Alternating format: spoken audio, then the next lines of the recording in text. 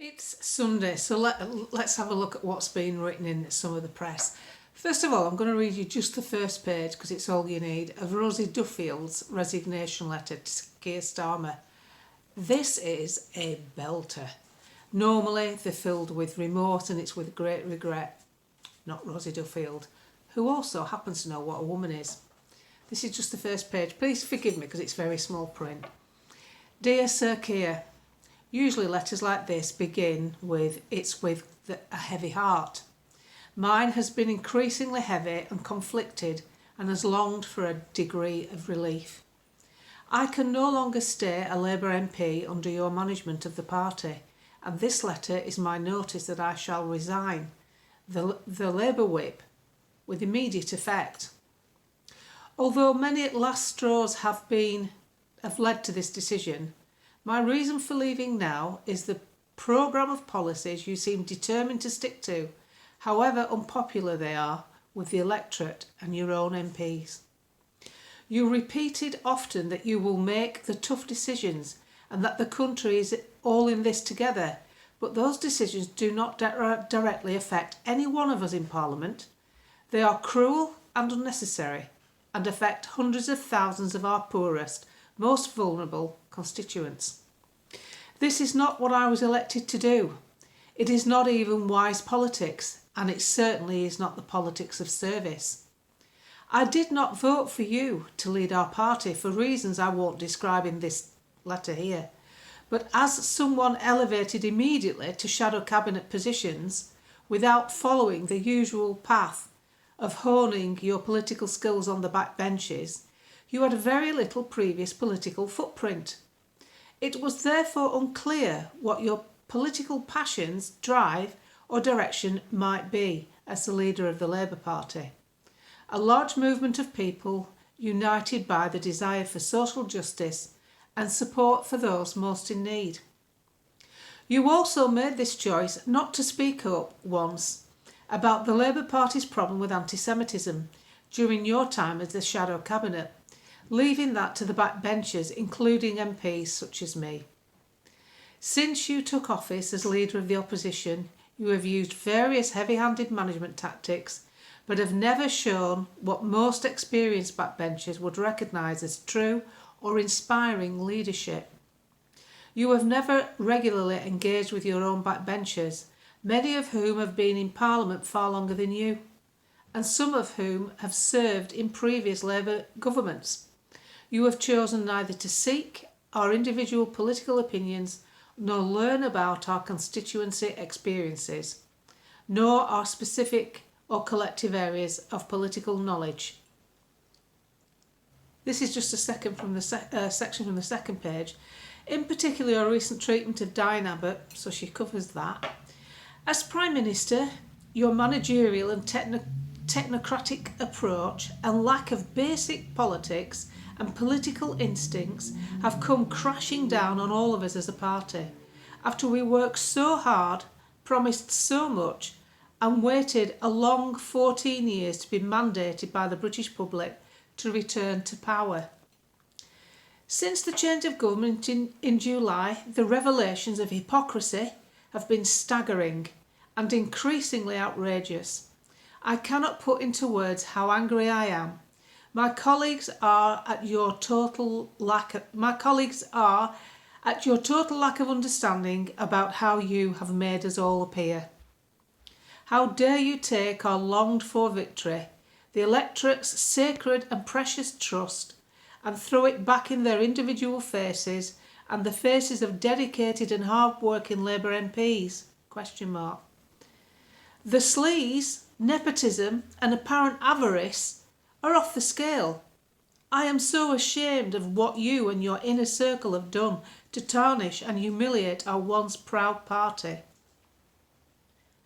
Someone with far above average wealth choosing to keep the Conservatives' two-child limit to benefit, which entrenches children in poverty, whilst inexplicably accepting expensive personal gifts or designer suits and glasses costing more than most people can grasp. This is entirely undeserving of holding the title of the Labour Prime Minister.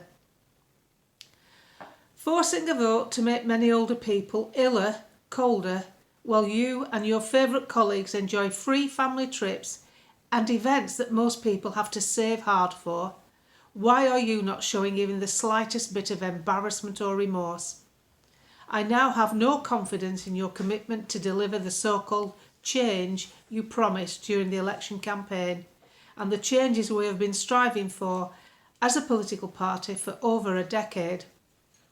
My values are those of a democratic socialist Labour Party, and I have been elected 3 times to act on those values on the behalf of my constituents. Canterbury made an historical move when its voters elected their first woman and only non-Conservative MP since the seat was created in the 13th century. I think she's mad, don't you? I think she's had enough. I think Rosie sounds all right and she knows what a woman is. So I think that is a sign. She's mentioned this so much between the lines there that other MPs feel the same. This man is railroading. This man is ruling. He's not guiding. It's not governance. This isn't governance. This is my way or the highway.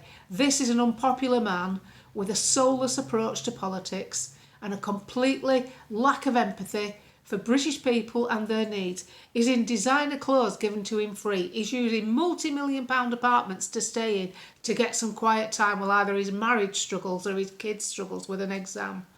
It's sickening. Tickets to fancy shows. Taylor Swift, for God's sake, you're a grown man, grow up. This is a man who should not be anywhere near the office of Prime Minister. This is a man who's approaching it like it's an administrative job that doesn't involve any humans. It involves every single human in the country. His outlandish ways will affect and impact on every household. This man should not be in number 10. And if any other Labour MPs have half a brain and a heart, they should follow suit with Rosie Duffield. She's the MP that sent that letter. She's the representative for Canterbury. So, as I said in a few earlier podcasts, things have to get bad before they get better, and they have to get bad enough to wake up the people who thought he was going to be better. And that's the ones that voted for him. Now, it doesn't get any closer, does it, than not just voting for him, but people within the party that are there to represent the country on behalf of the party, who are saying they've had enough, they've not been consulted, he's not listening to his backbenchers, they're coming forward with opinions and ideas and he's not taking them on board. This is a train off the tracks. I mean, the Tory party are leading us down the same railway line, but at least you had the opportunity to jump off the train with them, not with this fella. This fella's just railroading now. This is a despicable character in my eyes. This is someone that should not be anywhere near number 10. Number 10 should be someone with integrity and respect, and you do not enforce measures like taking the winter fuel allowance off pensioners, lifting the social care cap when you're getting free tickets that other people have to save for, when you're getting designer clothing, and when you're pretending you've got a personal relationship that's rock solid, that clearly has some questions to answer. It's not that we're bothered about his personal life. What we're bothered about is we're sick of MPs presenting themselves as one thing, this mark of respect, like Hugh Edwards, this respectable front that we have to suck up and put up when deep down we know that things are afoot. No decent socialist would have took these gifts. He's a communist, and like all communists, the ones at the top never suffer. So I'm pleased to see that letter from Rosie Duffield. I'd be happy to have her as my MP, whatever party she picked. I might not agree with all her policies on social reform, but then again, I don't agree with any of his. So I just thought I'd share that with you in case you didn't get to see it. There's quite a good article, can't believe I'm saying this, in The Guardian that outs it. There's one in The Times, but you can't get past the paywall with that.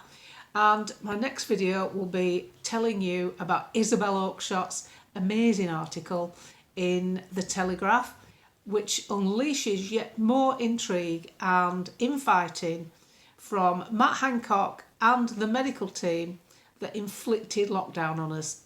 More to come on that. But I just thought I'd share that. I'd love to see your views. I read the comments, you know I do. I respond to you.